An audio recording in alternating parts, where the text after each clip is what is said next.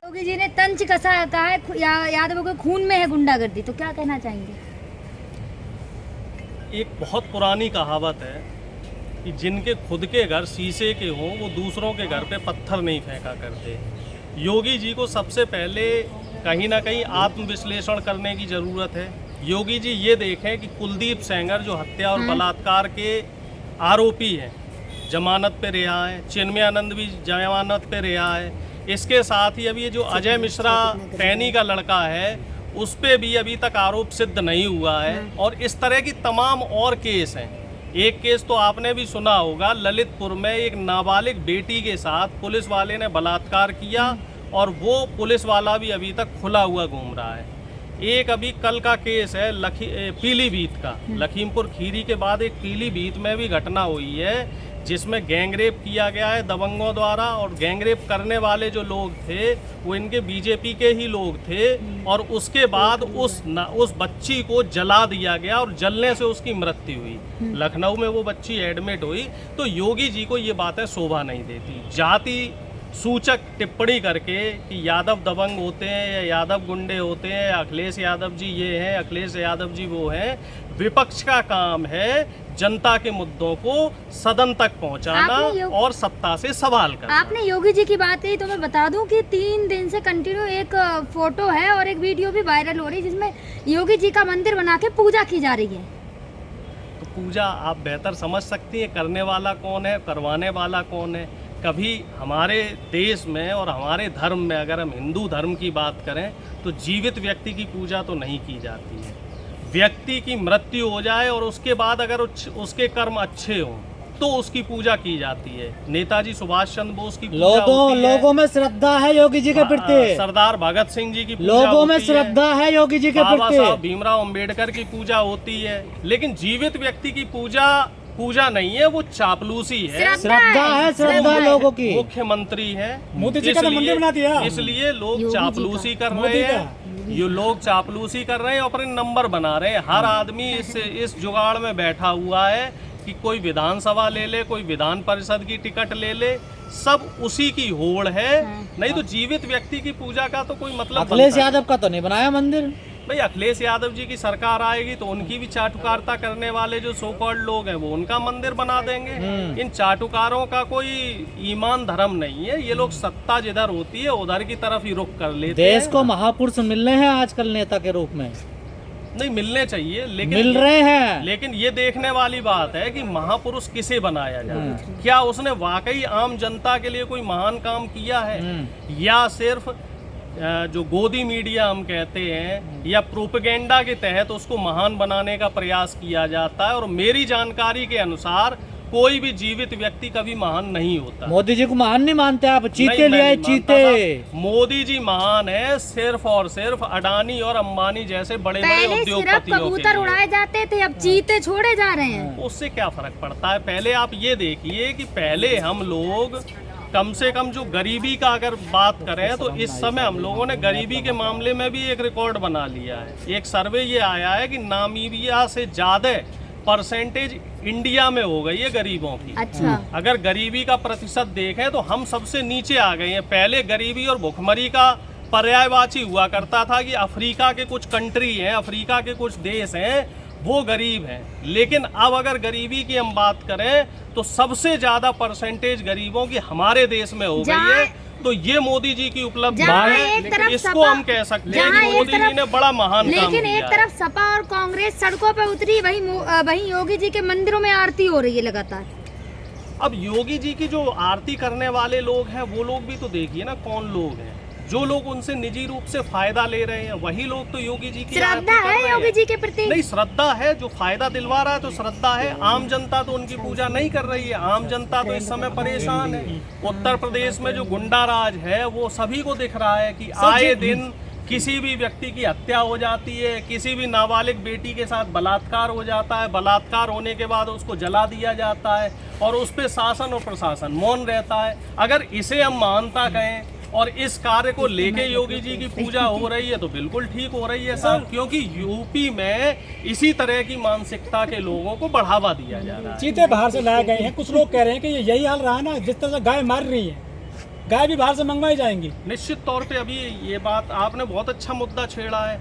अभी हरियाणा में और राजस्थान में और मध्य प्रदेश में ये सर्वे आ रहा है कि जो गाय और जो भेड़ और बकरी हैं, इन सभी में एक ऐसी बीमारी फैली हुई है कि ये लोग जो है मर रहे हैं और सरकार का इनकी तरफ ध्यान नहीं है। और एक दो की संख्या नहीं, लाखों की संख्या में मर रही हैं गाय भैंसें, और मीडिया इसको ध्यान नहीं दे रहा है इस तरफ। ये कोविड से, मुझे लग रहा है कोविड से भी भयंकर बीमारी है ये। मीडिया कह रहा है कि शेर चीता ले आया।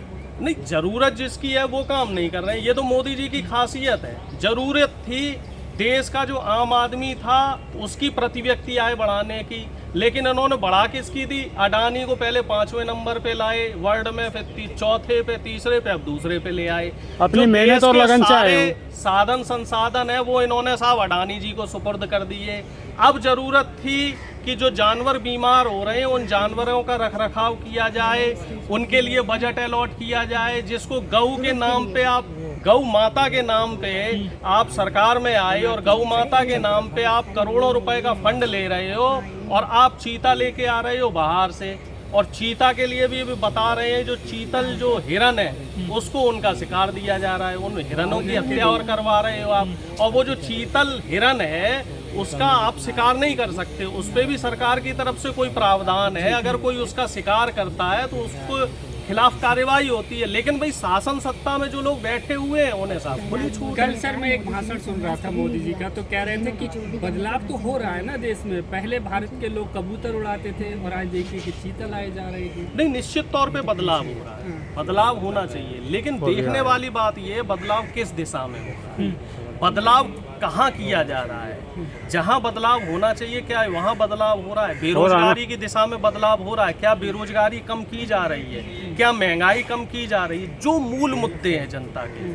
जिन मुद्दों को लेके भारतीय जनता पार्टी आज से 8 साल पहले सत्ता में आई, जिन मुद्दों को लेके मोदी जी सत्ता में आए, क्या उन मुद्दों पे मोदी जी काम कर रहे हैं। अब बदलाव क्या हो रहा है? अब साहब धर्म संसद बन रही है। धर्म संसद का कह रहे हैं वो 400-500 पन्ने की है, जिसमें 70-80 पन्ने बन चुके हैं, और दिसंबर और जनवरी के महीने में बता रहे हैं उसमें कोई वाराणसी या काशी में कहीं उसका सम्मेलन होगा साहब।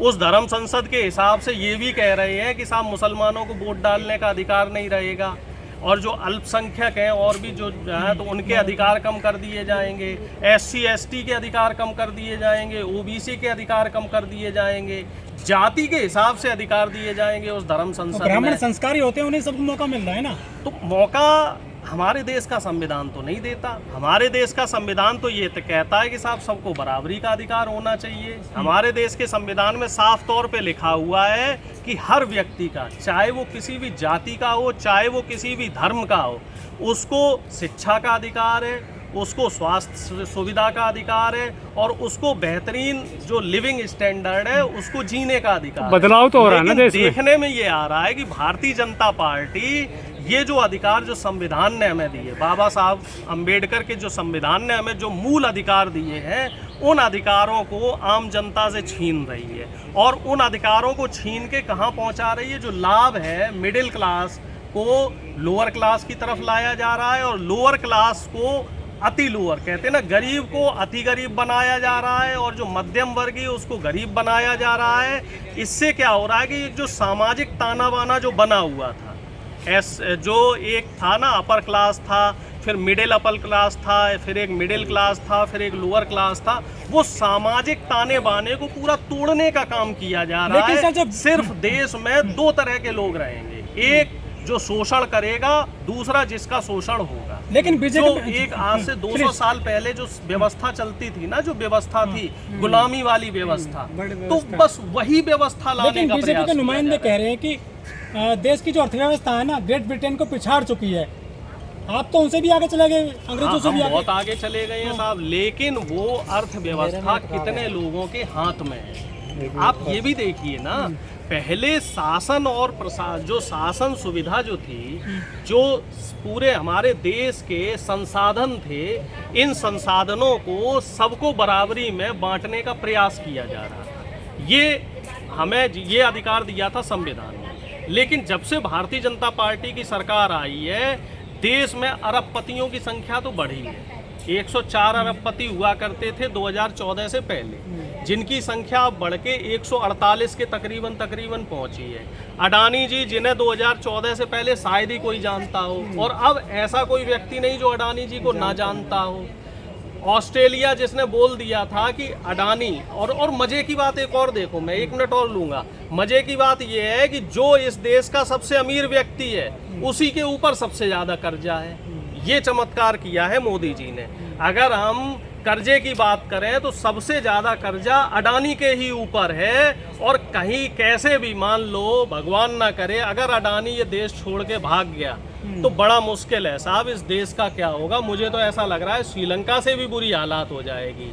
और कुछ बुद्धिजीवी जो लोग हैं, जो इकोनॉमिस्ट लोग हैं, वो तो मुझे ये भी बता रहे थे, एक बार ऐसी चर्चा हो रही थी तो वो लोग ये कह रहे थे कि ये जो टैक्सेस लगाए हैं, दाल पे, आटे पे, चावल पे, और even ticket, railway ticket cancellation पे भी चार्जेस लगाए हैं, जीएसटी लगाई है, और हर जरूरत के सामान पे। कई जो प्राइवेट आपके रेलवे स्टेशन हैं, तो प्राइवेट रेलवे स्टेशन में बता रहे टॉयलेट में भी जीएसटी लगा दी है। तो इसके पीछे वो वजह बता रहे थे कि वजह ये है कि देश की अर्थव्यवस्था चरमरा गई है, बैंकों के पास पैसा नहीं है, और इस अर्थव्यवस्था को चलाने के लिए ये जीएसटी लगाना मजबूरी है। क्योंकि इस देश में तकरीबन 97 से 98% आदमी ऐसा है जो गरीबी रेखा में है, या फिर हम जिसको हम कह सकते हैं कि आम आदमी है, और सिर्फ 2 या 3% आदमी है जो उस एलीट क्लास में है, जिनके लिए अर्थव्यवस्था बढ़ गई है। तो अगर ये टैक्सेस ना लगाए जाते तो हो सकता है 2024 से पहले